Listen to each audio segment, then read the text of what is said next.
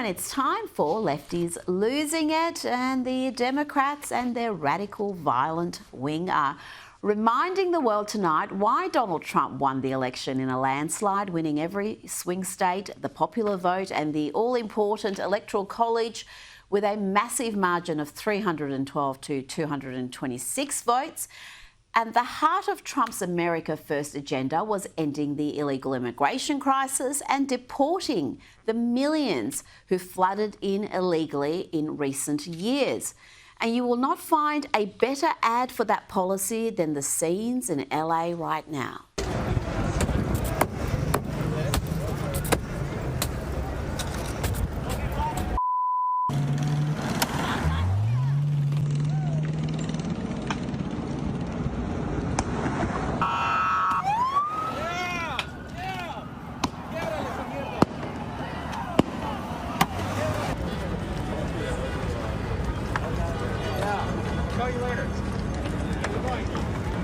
Yes, the lawless thugs are demonstrating precisely why they should be deported and why those who break the law to support them should be locked up. As the National Guard is called in to restore order, the fires continue to burn. Some of these fires have been burning for so long that the cars are almost gone. Look at that. But authorities, the National Guard, will restore order as these rioters found out. Some of these rioters found out. Coming out. They're coming out. They're coming out. Watch out.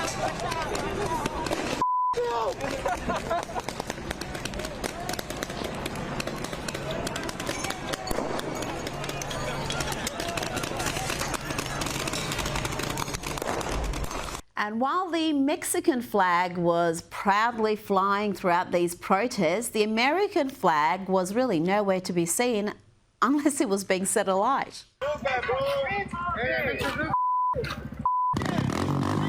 Yes, they proudly fly the Mexican flag, but they burn the American one as they riot to stop being deported to Mexico and other countries they hold in higher esteem than America. This is the left. It's what they do, whether it's Antifa, BLM or these lawless thugs. Remember, the violence from the left intensified as soon as Trump became president the first time.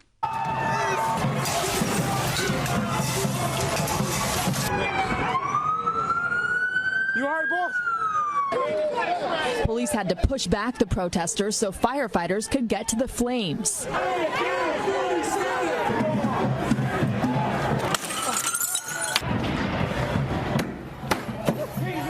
Watch out! Hey, Beasley! Come over. Small fires had appeared all day. This upped the temperature, which of course was the point. One demonstrator threw a flashbang grenade back at police. It exploded in an officer's face. Plenty of tear gas. 6 officers reportedly injured. Funny how that was never called an insurrection. The Democrats have always fanned this sort of violence. They have incentivised it, they have defended it. And even as LA descends into violence and chaos, they are calling for more.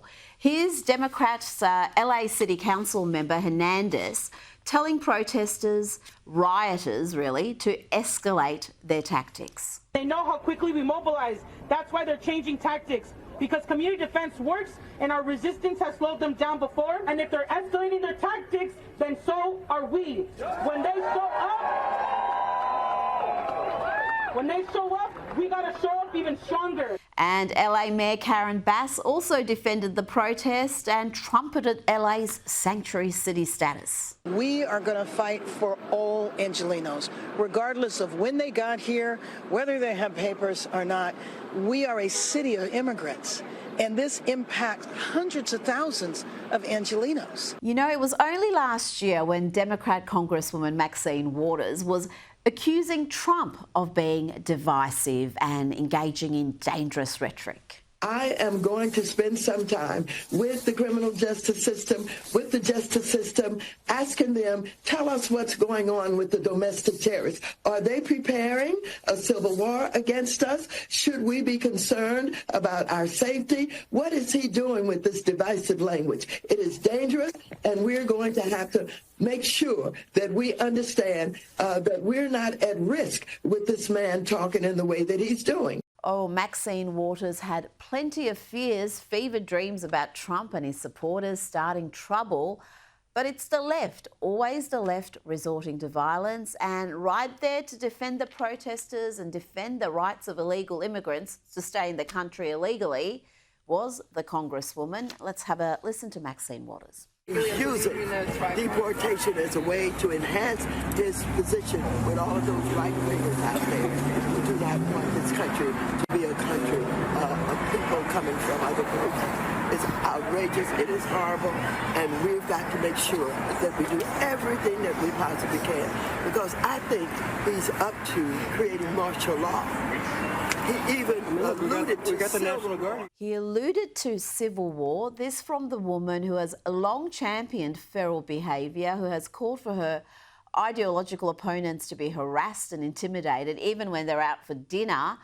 And now, as California descends into lawless, violent protest, she's fanning the flames with this sort of talk. Here she is asked about the National Guard being called in to restore order. What do you think about the National Guard being here, Trump deploying them and not our own governor?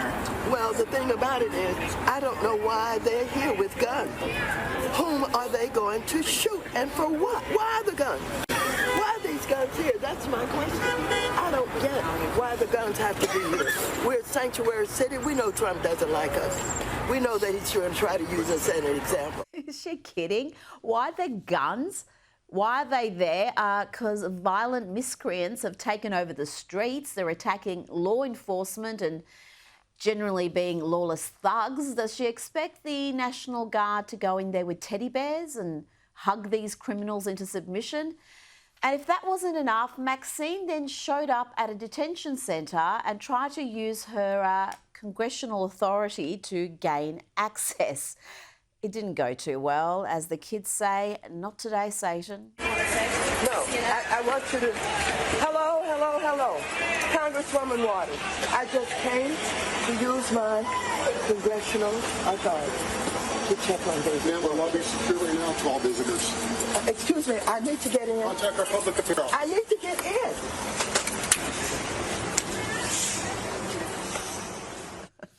That was pretty delicious footage at the end there. Joining me now is American Culture Project Senior Fellow and School Choice Advocate Corey DeAngelis. Corey, Donald Trump couldn't have hoped for a better advertisement for his deportation program than the violent uprising we're seeing in California right now.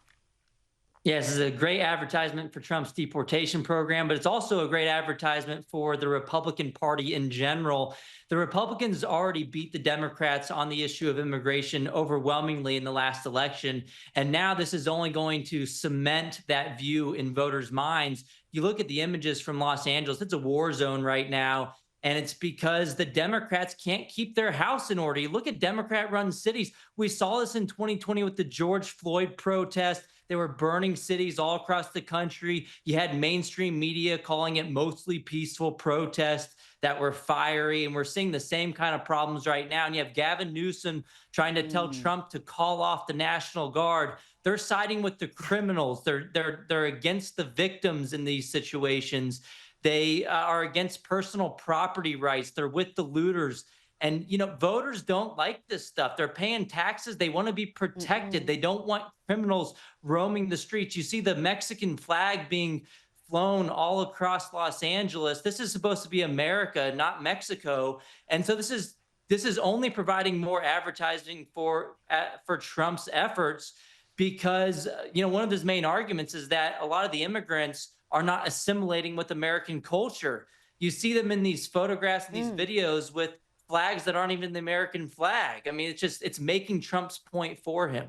Well, we've seen scenes of them burning the American flag. That's the only time I've seen the American flag in these protests, is when it was being burnt. And You're right. Where is Governor Newsom? He seems to be doing more harm than good.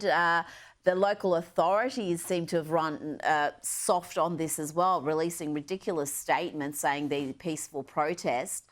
And they seem to be completely unprepared for the violence of the left, even though we see it often enough. And you mentioned the Mexican flag. I think this image really summed up the protest. You can see the lineup of police cars in this image, shrouded in thick black smoke, and you've got a mass protest there, flying the Mexican flag. This, to me, Corey, is just the height of absurdity. These people are flying the Mexican flag and violently protesting to avoid being deported to Mexico. If you love Mexico so much that you're flying their flag on American soil, why are you so opposed to going back there? Yeah, look, this is an invasion. It's an insurrection, if you want to take the words from the left and use it right against them. But look, I mean, this Los Angeles is supposed to be the home of the 2028 Summer Olympics. And all we have right now is their public officials using mental gymnastics to defend the criminals, the rapists, and the murderers, and not the victims of all these crimes. So, you know, we already forecast in 2030 that California is going to lose 4 electors because they're losing population already. More people are going to flee California. They have beautiful beaches. They have a great weather, but they're still losing population because they have numbskulls running their state into the ground. Well, they do. And as California is in disarray, you've got in New Jersey, UFC 316 was underway, and Trump was there, and his now customary walk-in occurred again to thunderous applause.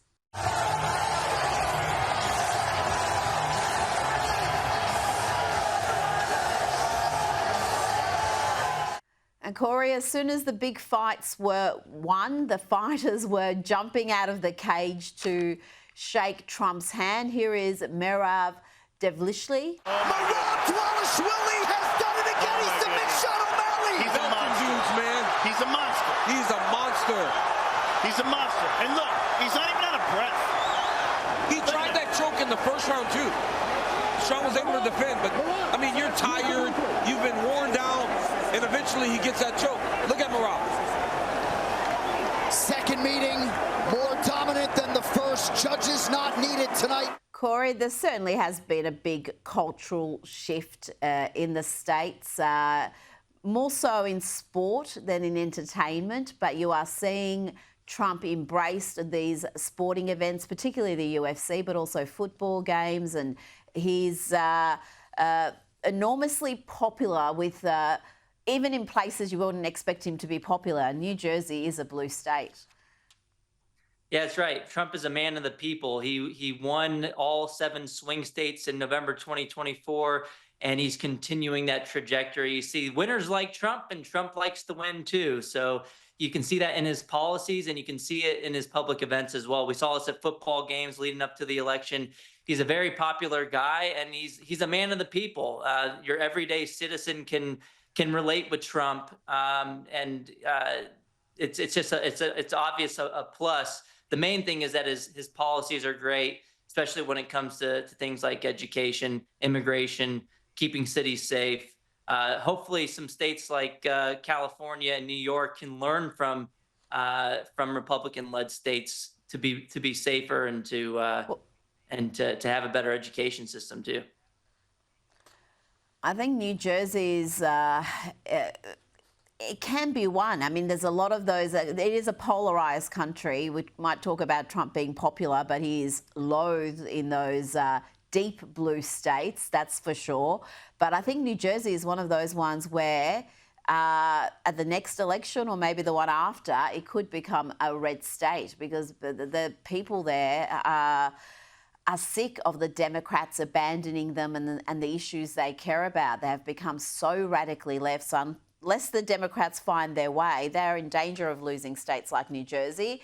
Now, let's marvel at this ridiculous piece from the Washington Post about life on Martha's Vineyard and Nantucket being disrupted after migrant workers were shackled and boarded onto Coast Guard boats, igniting fear among undocumented workers, they call them, who form the backbone of the island's workforce. Corey, is this not the same community in Martha's Vineyard that called in authorities when a few dozen illegal immigrants were sent their way from Florida? I mean, they were removed within a couple of days, if I remember correctly, and now we're supposed to feel sorry for them because their cheap labour's gone? Yeah, they're afraid that they're not going to have their low-cost labor. The elites over there want people to mow their yards and to serve them at the dinner table.